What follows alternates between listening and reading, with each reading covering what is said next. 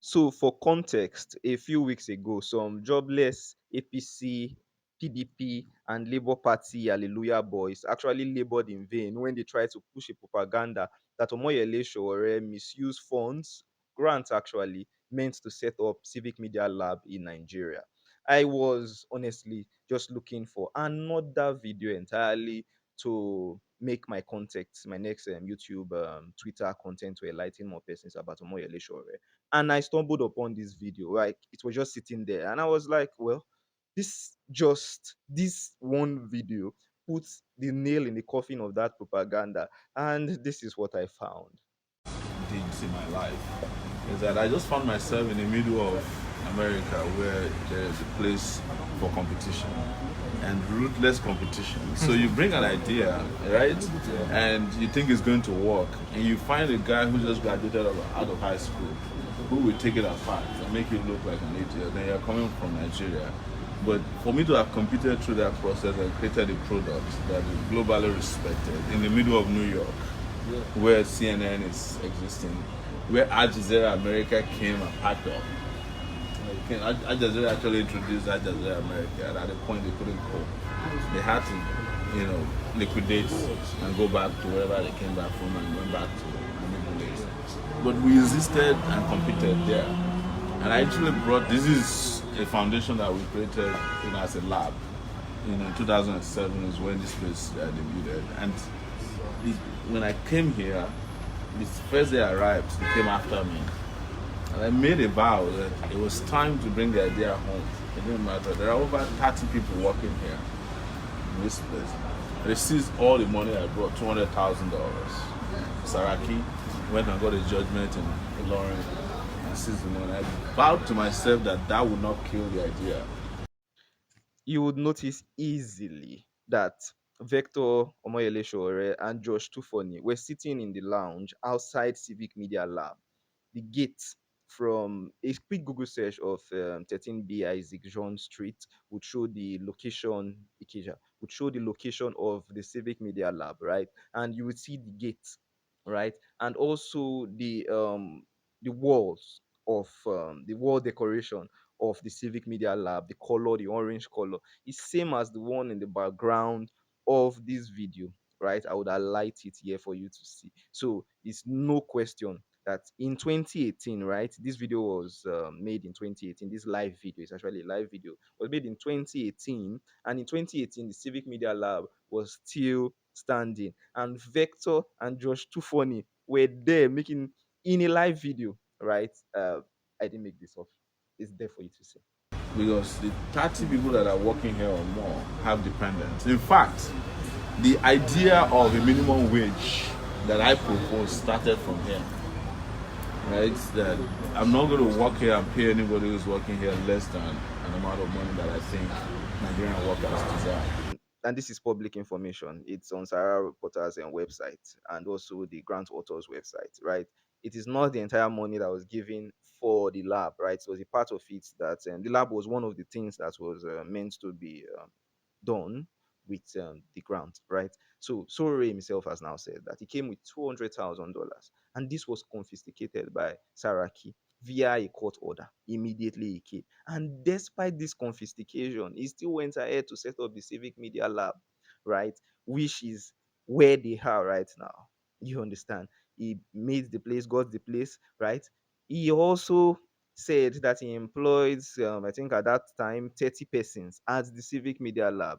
And each of these persons, he was not paying less than his own proposed minimum wage. As at the time, the minimum wage, that's in 2018, prior to the 2019 election, Omoyele Sowore was proposing 100,000 minimum wage. So it means the 30 employees there were not receiving less than 100,000 naira. You understand? Even the least person there wasn't receiving less than 100,000. So that is clear. So persons asking what is he doing with the money for Civic Media Lab, this is just one of them. Aside the trainings that were ongoing, if you look through the window of that video, you will see persons inside the Civic Media Lab, right? This again is in 2018. So without even the money that originally came as seed money, we're here, struggling to pay that amount. They seized all my money, but I said, look, this idea must become dominant. I'm giving you that background not because of analogy. It's because experience is also real. And So the summary of this video is that the Civic Media Lab existed for years, right? Even when money meant for setting up the lab was confiscated, Omoyele Sowore still went up to set up the lab, employed persons, journalists in the lab, pays them at least 100,000 naira a month for months, for years. He did this, right? Did reporting, did trainings with evidence. There are evidence everywhere for this, right? And still kept on pushing even when the lab was attacked, right? Through 2018 until it was finally shut down by the government in 2019. So it is clear. Anyone who says is a PDP Labour Party hallelujah boy and trying to attack Omoyele Sowore, right? What you should be doing now, you should be throwing these attacks and shades at the government for destroying such a noteworthy, right, and a very noble idea, right? That's what you should be doing, not attacking the person who is being oppressed or was oppressed by the government, whose initiative was taunted, haunted, and shut down and destroyed by the government. That's not what you should be doing, right? So I get the idea behind the propaganda, but unfortunately, it doesn't fly, right? You've seen what it did with the grants. Even Vector was there, right? Apart from Vector, there are other persons who have been to the Civic Media Lab, so it's a place it existed. It's the government struck again. And this video is mainly about Civic Media Lab. But after this, what I'm saying now, right, I would allow the rest of the video to play so you can also listen. Man, Vector is highly intellectual, right? Omoyele Sowore, we already know is cut from that cloth, right? But Vector is also, wow, highly intellectual. So I would really encourage you to listen to their discussion down to the end of this video. On my YouTube page, I would upload the entirety of the rest of the video, right? Please take. when nations want to change, they don't look for people to drop from the sky. They look for people who have local experience. They look for people who have capacity. They look for people who understand history. They look for people who understand their culture, and people who understand their persons. That's why I was saying that we have to move the nation from a country of people who are commodities to personalities who understand their place in the country. And when you say personalities, we're not talking about people who are vague, but people who are here to stay. And staying here doesn't mean that you are physically here. It might mean that you are mentally here with us, so that you are willing to wake up and sleep with us and move this country in a direction that is totally different. But on a final note, responding to this, right, it is that there are certain things that are simple as you said, just driving your car on the road that is not bumpy, right? Which we all know can be done. Right? That one you don't need a white man to come and construct road in 2018, right? You don't need a white man to come and sweep your streets. Exactly. You don't need a white man to be the professor or lecturer in your university. You don't need a white man to understand that a 6-block classroom can actually have a toilet, ceiling fan at the minimum, and a window that is wind resistant or storm resistant, or like a drainage at the roof, so that when rain is falling, it's not falling directly inside the classroom. You don't need a rocket scientist to go to Yaba and put up something like this at the train station, even if it is cane shares. Just buy 300,000 naira worth of cane shares. Put this there. In fact, don't put a cushion on it. Just have people sit down and put a table there while they are waiting. You don't need a rocket scientist to put a laptop there, or even a device that you can just press and pay for ticket. The cost of buying, an app is probably $1.99 that can issue a train ticket. But go to Yaba. We went to Yaba. And there's nothing like that. There's not a chair there. It is some kind of wooden chair, but it's for people who are homeless sleeping there at Java. But the question you should ask yourself is, when was the last time you, Vector, went there yourself? Where? No, I'm saying, like, when was the last time you took a train ride. Because there's no basis for you to go and take a train ride. It's like it dehumanizes you. When we walked into the train, we're like, wow, pigs cannot even travel in this. If they do that in the US, animal rights people will protest that you are putting pigs on an uncomfortable place for transportation to where they'll be going. Me using a train in America and the way white people use the bathroom, the way that one irritates me. I don't go. No, it's true. Yeah. No, it's pretty much. I guess me, in my head, I've always wondered why am I walking around Lagos and the airspace is just there. Like why? Sorry, I need to leave. Yeah. Thank you so much. Thank you, man. Thank you. Like, why do we have free airspace? Like, trains supposed on the bros. I mean, from what we are hearing in the news, I'm not in account, but for what I'm hearing in the news about what Lagos makes a day, I mean, we may have other things that we're doing at simultaneous times, but okay, sorry, let's just focus on one. Yes. Like, let's just say that, okay, dear Lagosians, for the whole of a decade, we are making sure that this, and we're carrying out a project with the university students whereby they can come up with, I'm sure how to make tar is not a problem in Nigeria. How do we fortify it? What can we study that is abundant in Nigeria that if we add to our own type of tar, maybe we won't have to fix the road for the next 50 years, 100. Let's build. Let's know that we are messing up because we are developing our own people, not any small thing, foreign contractor. Yeah, exactly. Any small thing, like, you get what I mean? And I see that and I'm like, okay, when it's happened for so long, I can't even blame people that see it as a norm, because not everybody has the power or the ability to be in America and know that maybe we're driving there, and by the time we get to the edge of the road, there's a chiseling in the ground that creates a vibration that maybe wakes you up if maybe you're asleep. Yeah, it's on the side of the road. Yeah, it's on the side of the road. Off the road. Yeah. If you're veering off the road, like, you just your car vibrates, and if you were sleeping, it'll wake you up. Or if you were distracted, before you hit the median, yes, you ask what's that, and you get back to what you were doing. Yeah, back on track. Yeah. Like, a few of us have seen life on that level. We've seen how, don't worry, run the lights, you get that flash, and don't worry, your plate number is registered and all these things. Like, you get that. I'm not even saying we should run with that immediately, but how do we always have the same things repeating? It's like, do we ignore the patterns?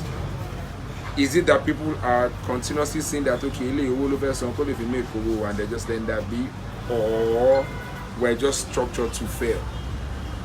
I don't think we're structured to fail. I think there's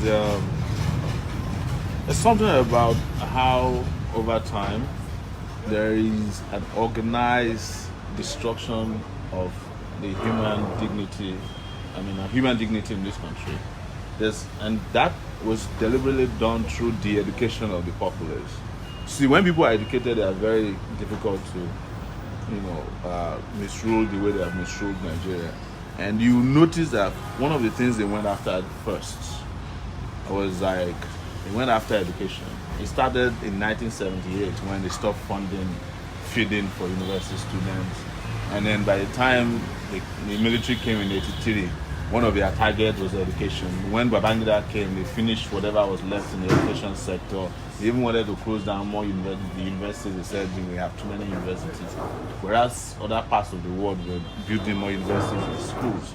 So, and it's organized. It's also international because the World Bank was part of it. The IMF is like, why are you investing so much money in the public sector or the social sector? Why don't you just invest money in technology, things that can help them import more goods here or find ready-made labor? So, and when that is compounded by this kind of stupid leadership, with due respect, I have to say that has then emerged, because over years you don't have leadership cadres that can take Nigeria to the next level. And then most importantly, they took away history, right?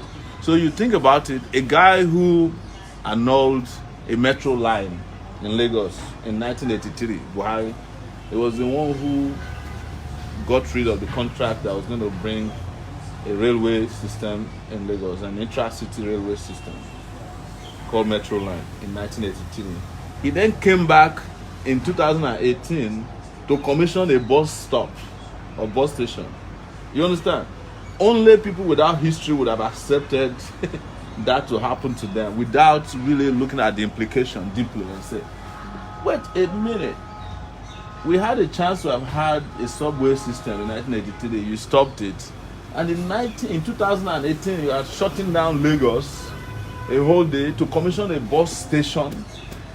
It would have been something that would have elicited some kind of reaction that would have forced him to not even attend that event.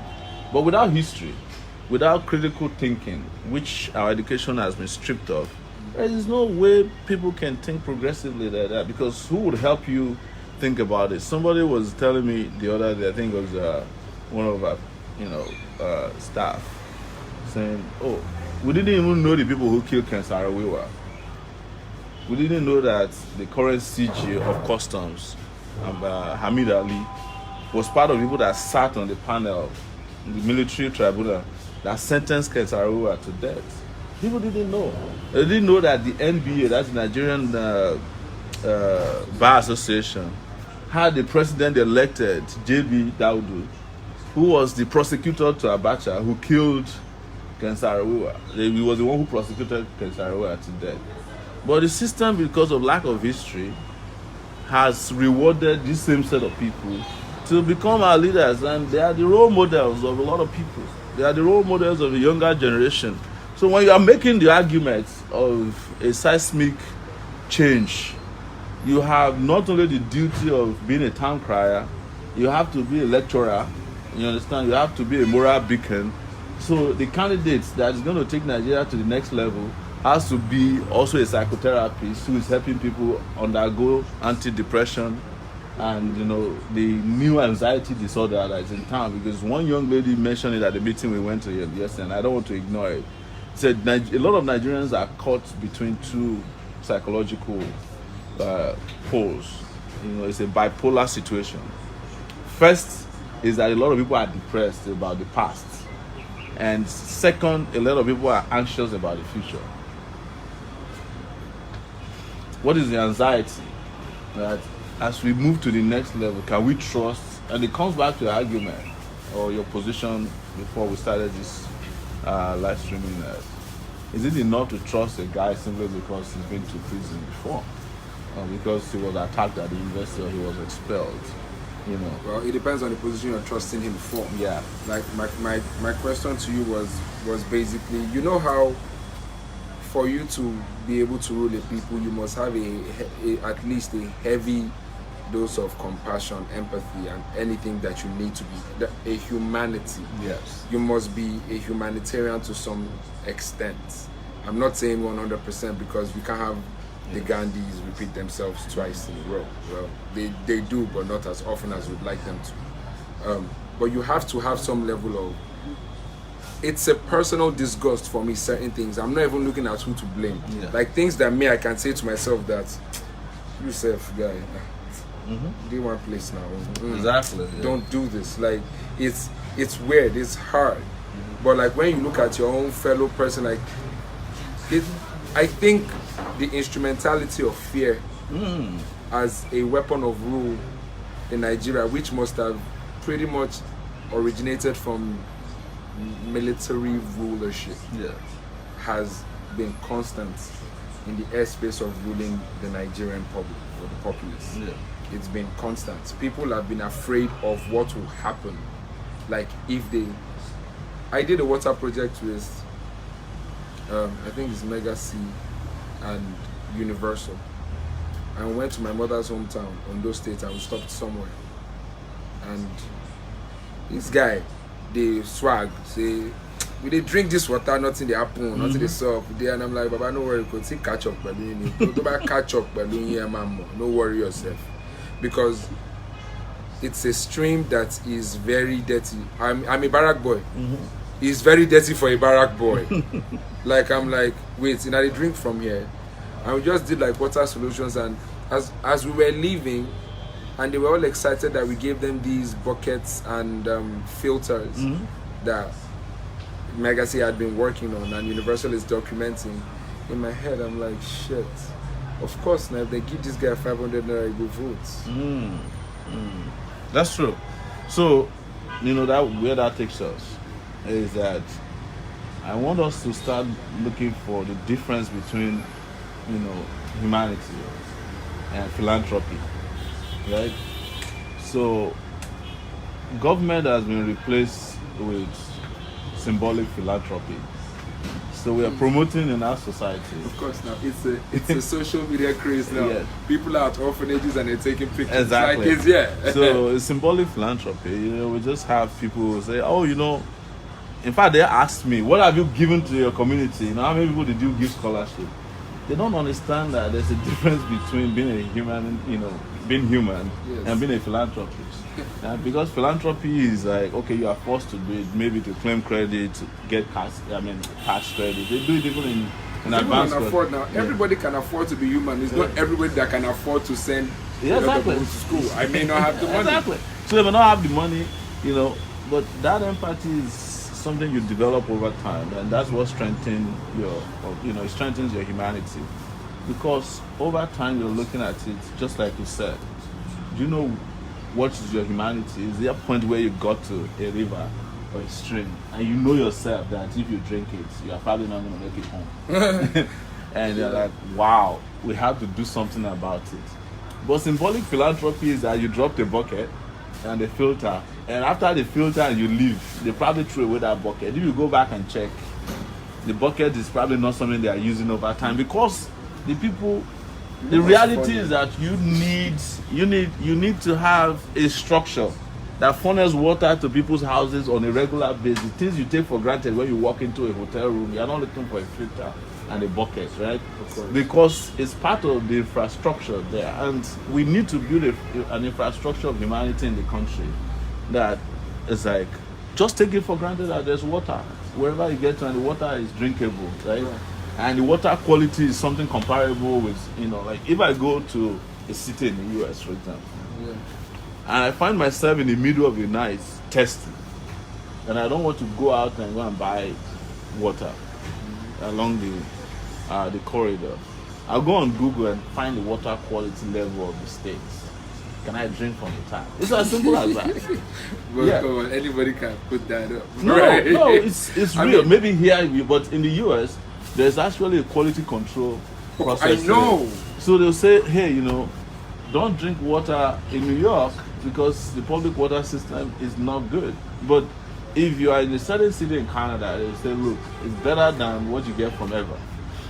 So it's true. Somebody is out doing it because constantly they are controlling the process. It's not the government that is putting out propaganda that their public water is the best. For me, I'm just using that as an example of how to build humanity into a system that is different from philanthropy. I love philanthropists, but this country must get to a point where, our level of philanthropy is built on humanity, not based on humanitarianism. Yes, of course, because like you say, LeBron James, like basketballers, they go back to like the neighborhoods that they lacked in and try to provide there. Like it's not. I'm not saying they don't do it elsewhere, but it's pretty much like you wear your jewelry from your house to the events you're going to. So the best you could do in whatever capacity you can, you should be able to give back to your hood. But now that I've had a conversation with you, now I can sit down and put two and two together on certain truths that I've observed and shade countenance and stuff. And I know it's going to be, I definitely know it's going to be a tough one. Oh yeah. It will be a tough one because it's the decay level is, don't worry, like we all struggle with it. We all struggle with, even if it's mental. But I wish you success with your run. Thank you, Leclerc. I wish you success with your run. I hope that as genuine as you are and as the conversation has been, I hope that is the truth. I hope it lasts. I hope the consequence of what you're trying to do doesn't frustrate you, because there are consequences we foresee and the ones that hit us sudden. Yes. I hope the sudden ones don't don't break your spirit. Absolutely. And in talking about breaking spirits, we also have to try to magnify and intensify bonded spirit. For me, if this is not tough, the victory will not be sweet. And it has to be tough. We are after the soul of the country, and is cocooned by. It's hard to get to. It's very hard to get to it. It's been protected so much. The people who put it away, they are so entrenched. They are powerful interests. We were breaking it down somewhere last night, and you look at Nigeria and understand that if you do a little bit of analysis, you'll be paralyzed. Right? But we must move away from analysis paralysis. It's like, because if you look at it and hear that somebody who is in charge of your port has a connection with the Italian mafia, you're like, ooh. But I don't do based on hearsay. Yeah, no, it's not hearsay, or somebody who is in charge of an oil company, or the oil that's going out of this country, has some entrenched interest somewhere, in the Americas or Europe. And look, they're not just going to wake up one day, and then you have to combine all those forces with entrenched local interests, both cultural, religious, traditional, who are like protecting themselves. We are talking about where to find the soul of the country now. Yeah, you see this thing you said there, it's very funny, but I believe like no matter what office you're running for, you are entitled to your personal opinions about life. Yes. As long as you are aware of the consequences that come with such opinion. Absolutely. On that note, I was speaking to a friend of mine, Celestine, and we went to school together. And he was like, "Well, Vector, you say the truth about this matter." And I say, we no fit the judge people based on waiting people talk. Yeah. There is a reason why we're not privy to such information. There's a reason why I don't have the privilege of knowing that you, in your own spare time, you are this type of bad guy. There's a reason why. But there's also a reason why I have a brain to analyze your countenance, your body movements, how sincere you sound, based on my own judgment. To decide whether I want to vote or I want to follow the principles you've laid down. What you do outside that doesn't conflict, that I don't know, conflict with any rule of good in my head. I do not know it. I really can't judge you now. I'll be doing wrong, right? That's right. So if someone comes and says, "Oh, this guy wants to run for president, but I just say, maybe, but forget it to you here." Like if there's video evidence, if all those things that I don't want to, I'm not asking for it. Yeah. But if I find myself in a situation where that conversation is had and I can see a video, bros, let's not even talk about the 1 million ways of making a fake video. No, right? So to me, it's what I don't know. I've learned over time to leave it at what I don't know, but then judge by, like when I'm speaking with you now, for me, what I have engaged you upon is within the confines of the image you've sold to me. Yeah. This is you running for an office that means Baba Nigeria, right? I said Baba Nigeria for a reason. It is a parental position coming from the African perspective. So I would deal with you on that level. Anybody that comes to tell me that do they know that you like to go to the strip club? No, you might be, leave me a beg. You get some people will take that as something worthy of blackmail. But see, let's all know that we're dealing with human beings here. However, what's the proof of what they say they stand for? How loyal are they to that? Let's leave it within those confines. So when people say that article, they had that, but for example with the Buhari, with all due respect, there's been newspaper articles that are similar. Or even evidence. There's incontrovertible evidence. That becomes evidence depending on what I need that information for. But there's been newspaper articles that said the same thing, and this year, last year, they said the same thing. It's like, 80s and now come on. Like, that's me personally. It doesn't mean I have to go there and, I just hope that we're able to get the average Nigerian. I mean, as a leader, I think that's one of the most important things to do. You must fight for the Nigerian mind to be free. The average Nigerian must be able to think freely. it doesn't mean that they will think freely enough to do whatever they like. Yeah. But they must be able to think freely and be able to fight for what they believe, because that might just be what pushes the nation forward. Yeah. Meet you, man. Nice to meet you too, Chief. There's Vector, man. One day I want to be a musician too, man, so I can be famous. Ah, no. Our own negativities are plenty, according to the media. Yes, thank you, man. Yeah, nice talk to you meeting too. you, man. Thank you. I'm looking at maybe another time. We will, yeah. No problem. I definitely will be interested.